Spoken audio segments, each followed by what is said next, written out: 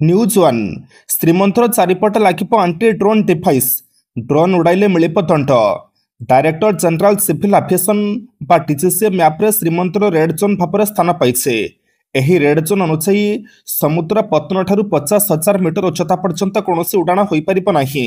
Red zone पर आईन अनुसायी police दृढ़ कार्यानुष्ठान ग्रहण कर एयरस्पेस मैप्रे किसी एभली तथ्य रही भारत सरकार टीसीसी वेबसाइट रे उपलब्ध रही है। स्पष्ट भाव में लिखाई सेप्टेम्बर 26 तारीख में श्रीमंदिर को रेड जोन भाव में घोषणा कर कथा। यार अवधि 3 वर्ष मध्य रही माने 2028 सेप्टेम्बर 25 तारीख में यार समय सीमा सर पूर्व श्रीमंदिर उपरकू नो फ्लाइंग जोन भाव में घोषणा कर रेड जोन घोषणा होगा श्रीमंदिर सुरक्षा को आहरी मजबूत कर आशा कर। न्यूज 2 सबु कल्पना चल्पनार अंत बीजेपी रे सामिल हेले जय ढोलकिया। सबु कल्पना चल्पनार अंत पद्म धरिले जय ढोलकिया। राज्य बीजेपी कार्यालय शताधिक समर्थकों सहित बीजेपी कार्यालय पहुंचते ढोलकिया।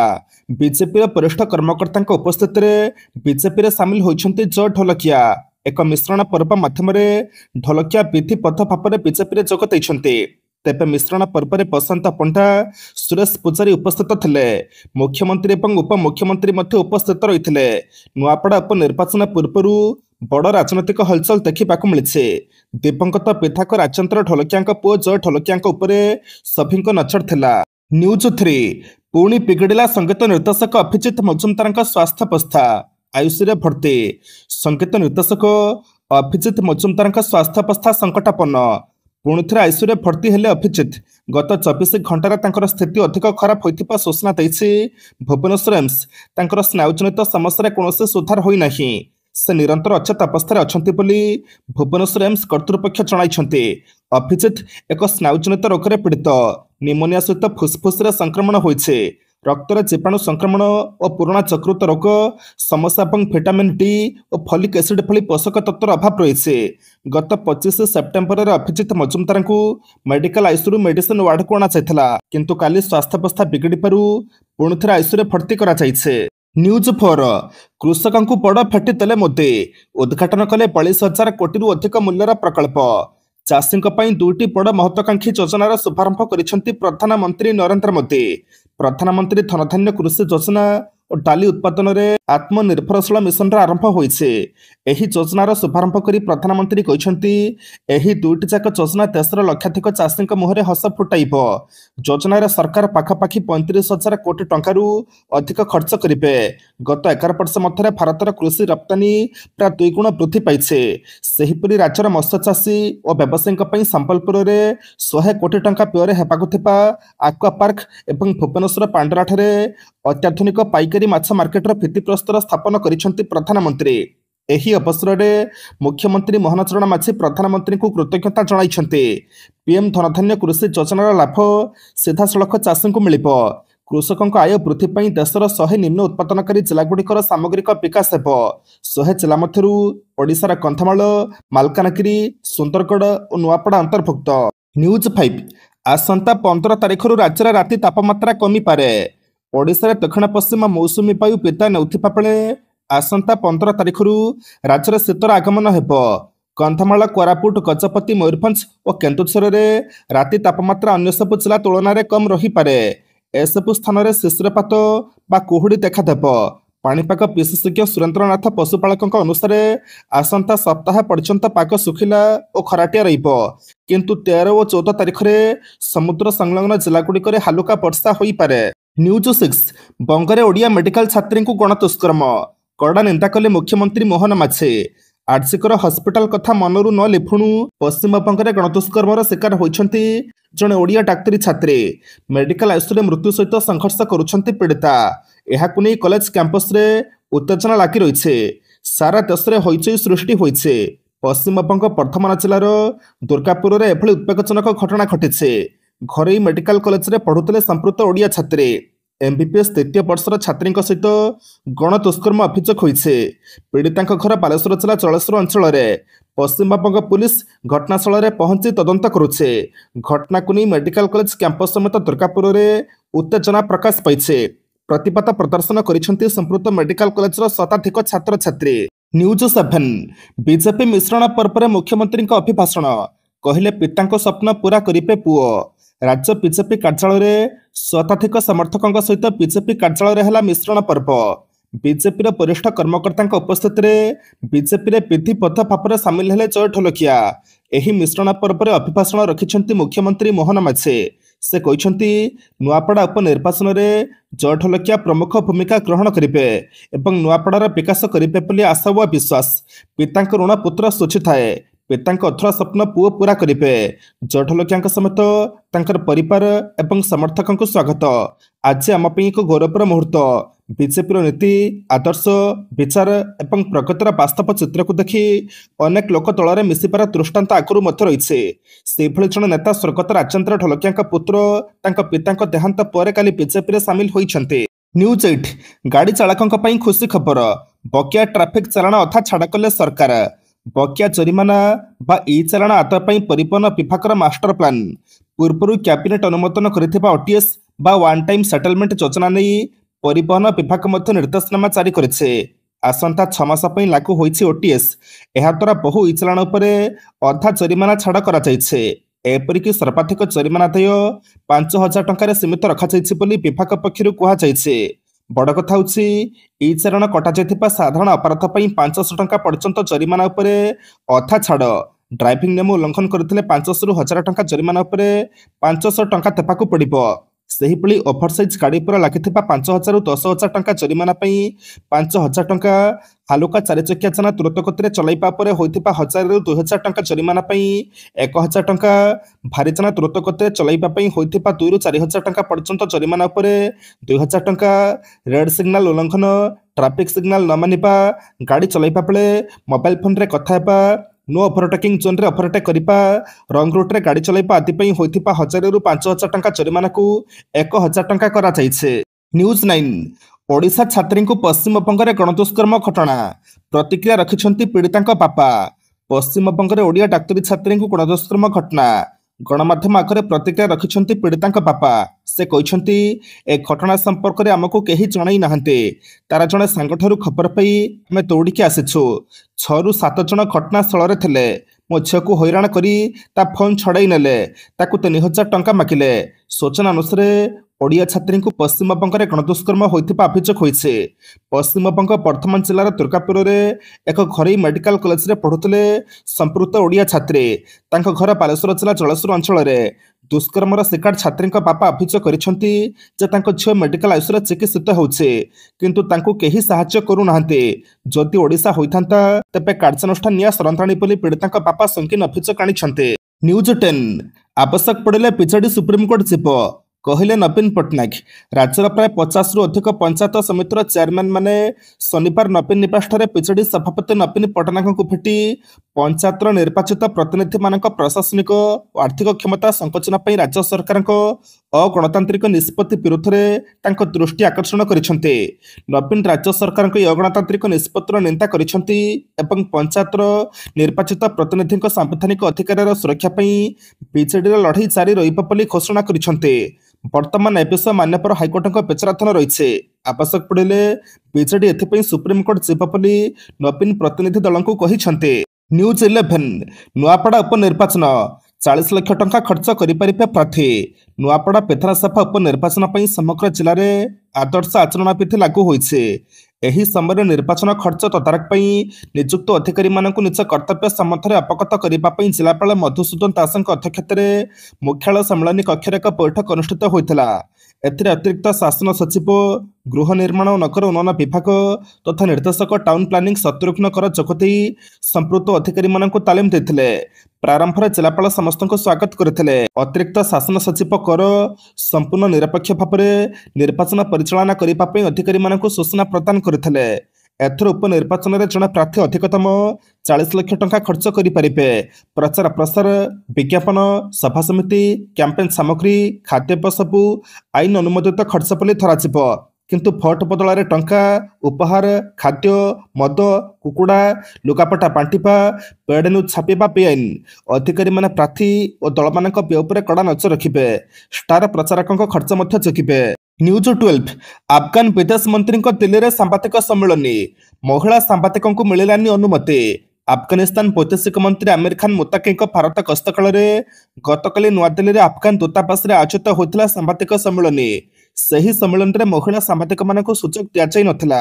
एहाकु नहीं राजनीति जोर धरी कांग्रेस नेत्री प्रियंका गांधी भद्रा यह कड़ा समालोचना करिसेंते। सामाजिक गणमाध्यम एक्स रे एने प्रधानमंत्री नरेंद्र मोदी को प्रश्न करिसेंते प्रियंका। महिला प्रति सरकार आभिमुख्य स्पष्ट करने को प्रियंका दाबी करिसेंते। केवल निर्वाचन समय महिला भोट हासिल पई सरकार बयानबाजी करुथिबा अभियोग करिसेंते प्रियंका। अन्य नेता और बहु सांबादिक घटना को निंदा करिसेंते। अफगान वैदेशिक मंत्री आमिर खान मुताकी और भारतर वैदेशिक मंत्री एस जयशंकर साक्षात आलोचना पर एही सांबादिक सम्मेलन आयोजन करा सेपटे एने भारतर वैदेशिक मंत्रालय पक्षर स्पष्टीकरण दि जाइए। एही अफगान वैदेशिक मंत्री सांबादिक सम्मेलन में भारत सरकार कौन भूमिका नथिला बोली कहिछि वैदेशिक मंत्रालय। न्यूज 13 भारत और चीन भितर सीधासलख विमान सेवा पुणी थे आरंभ हो। भारत और चीन भितर सीधासलख विमान सेवा पुणी आरंभ होगा जाउछे। दिल्ली और चीन ग्वांगझौ भितर 10 नवेम्बर प्रतिदिन सीधा उड़ाण आरंभ होबार घोषणा करा जाइछे। इंडिगो एयरबस A320 विमान यात्रा हेब। महामारी और डोकलाम विवाद कारण सीधा विमान सेवा को रोकी दि जाइथिला। चीन दूतावास मुखपात्र दुई देश भितर उड़ाण को पुणी थे आरंभ होइथिबा सूचना दैछन्ते। एयरलाइंस अनुसार दिल्ली उड़ाण राति 9:45 आरंभ हो और भोर 4:40 ग्वांगझौ पहुंचब। सेठू विमान सकाल 5:50 भारत अभिमुखे बाहरी सकाल 10:10 दिल्ली में पहुंचब। यह रूट पर टिकेट पे इंडिगो वेबसाइट उपलब्ध हो। यह छड़ा इंडिगो 20 डिसेम्बर दिल्ली और हनोई भितर प्रतिदिन सीधा उड़ाण आरंभ करने घोषणा करिছে। न्यूज 14 नाबालिका दुष्कर्म मामला बाबा और सहयोगी गिरफ। राजधानी देउलिया पाटना भाई भाई आश्रम बाबा गिरफ। इनफाफली देउलिया पाटना आश्रम गुलीमाड़ घटनार पर्दाफाश कर एभली केलेंकारी खुलासा करिछि पुलिस। गुलीमाड़ करथिबा दुई अभियुक्त मुक्ति दास और सूरज राउत को भद्रकरू गिरफ करिछि पुलिस। गुलीमाड़र कारण खोजु खोजु आश्रम केलेंकारी बदला नेबाकू एभली गुलीमाड़ होइथिबा खुलासा होइछि। 2022 मसीह दशम परीक्षा फल करने आश्रम को आसिथिले जणे नाबालिका जहां सेपठू पूजापाठ आଳରେ ଯୌନ ଶୋଷଣ କରି ଆସୁଥିଲେ ବାବା ଓ ତାଙ୍କ ସହଯୋଗୀ। ଯାହାକୁ ନେଇ ଆଶ୍ରମର କେଲେଙ୍କାରୀ ବଦଲା ନେବାକୁ ପୀଡ଼ିତାର ସମ୍ପର୍କୀୟ ଯୋଜନା କରିଥିଲେ। ଗତ 5 ତାରିଖରେ ଆଶ୍ରମରେ ବାବାକୁ ଟାର୍ଗେଟ କରି ଗୁଳିମାଡ଼ କଲାବେଳେ ଅନ୍ୟ ଜଣଙ୍କ ଦେହରେ ଗୁଳି ବାଜିଥିଲା। पुलिस फायरिंग केसर गुमर फिटाऊ फिटाऊ 4 वर्ष तलर नाबालिका यौन शोषणार सुराग पाइला पुलिस। एने आश्रम नाबालिका दुष्कर्म मामलें बाबा सह सहयोगी गिरफ सहित अन्य जड़े गुलीमाड़ कर दुई अभियुक्त को मिसाई मोट 4 जन को गिरफ करिछि पुलिस। न्यूज 15 2025 वर्षर सम्मानजनक एकलव्य पुरस्कार पाइबे बैडमिंटन तारका स्वतपर्णा पंडा। 2025 वर्षर सम्मानजनक एकलव्य पुरस्कार पाइबे बैडमिंटन तारका स्वतपर्णा पंडा। भारतलक प्रीतिस्मिता भोई टेनिस खेलाड़ी आहान उपविजेता। तेज बैडमिंटन तारका स्वतपर्णा पंडा पाइबे एकलव्य पुरस्कार। 2025 वर्ष पर पुरस्कार पाइबे अंतर्जातीय तारका स्वतपर्णा पंडा को 7 लाख टंका सहित ट्रॉफी प्रदान करा। भारतलक प्रीतिस्मिता भोई टेनिस खेलाड़ी आहान उपविजेता उभय को 1.5 लाख टंका सहित मानपत्र प्रदान करा। न्यूज 16 नवेम्बर 15 महानदी शुणाणी। महानदी जल विवाद नहीं ट्रिब्यूनाल रे शुणाणी। ओडिशा पक्षर एच पीताम्बर आचार्य ट्रिब्यूनाल रे पक्ष रखिछन्ते। शनिवार महानदी जल विवाद प्राधिकरण रे शुणाणी बेले ओडिशा सरकार एडवोकेट जनरल पीताम्बर आचार्य एवं छत्तीसगढ़ सरकार एडवोकेट जनरल प्रफुल्ल कुमार भारत प्राधिकरण अध्यक्ष विचारपति बेलायम त्रिवेदी अध्यक्षतार अनुष्ठित 3 जणिया खंडपीठ को जणाइछन्ते। केन्द्रीय जल आयोगर अनुमोदन अपेक्षा पड़ी रहिଥିବା 2टी लेखाएं जल प्रकल्पर मंजूरी प्रक्रिया त्वरान्वित करने उभय राज्यों मध्य सहमति प्रकाश पाइছে। जल विवादर समाधान राज्यों मध्य सहमति प्रकाश पाइছে। जल विवादर समाधान सेप्टेम्बर 5, 12, 26 और अक्टोबर 6 तारिख में नुआदिल्ली उभय ओडिशा और छत्तीसगढ़ पैसक दल मध्य आलोचना होता।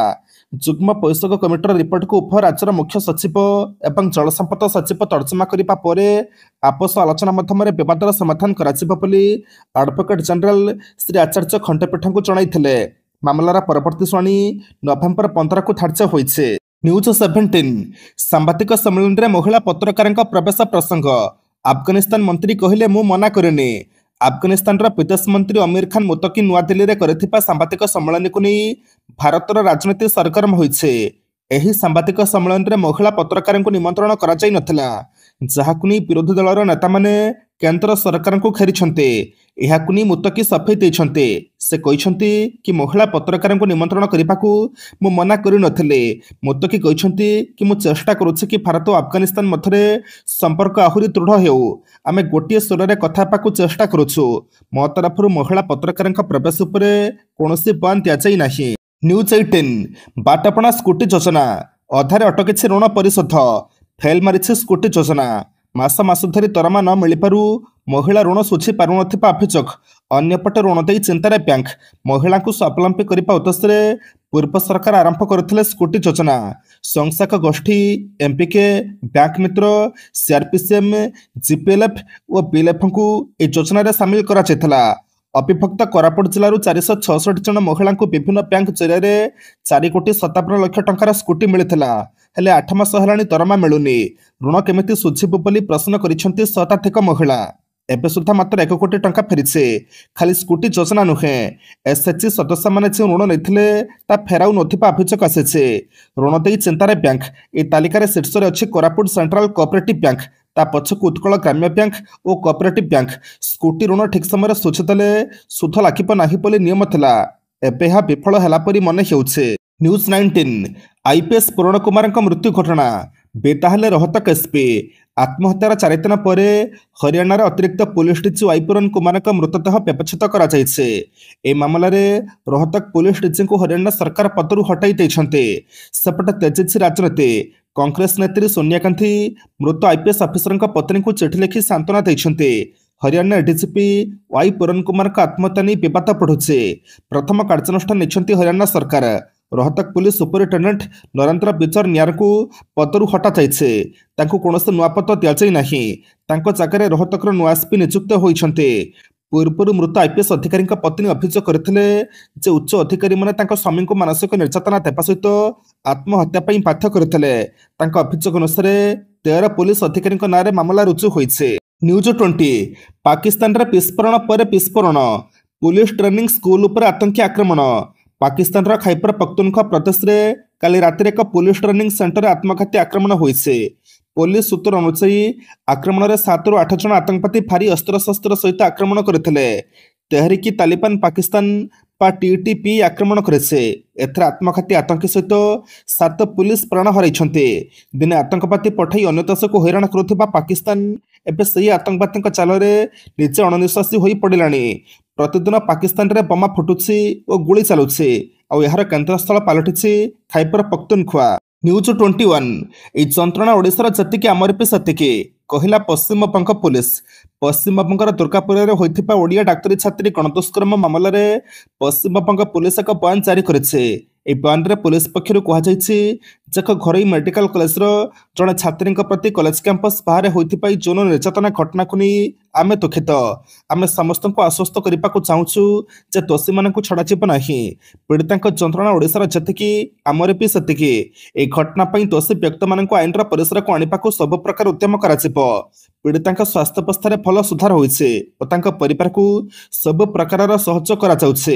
ए प्रसंग में कौन भ्रमात्मक सूचना प्रसार न करने को पुलिस निवेदन करेছে। महिला विरोध में अपराध प्रति शून्य सहनशीलता नीति अवलंबन करा जाउছে बोली पुलिस कहिছে।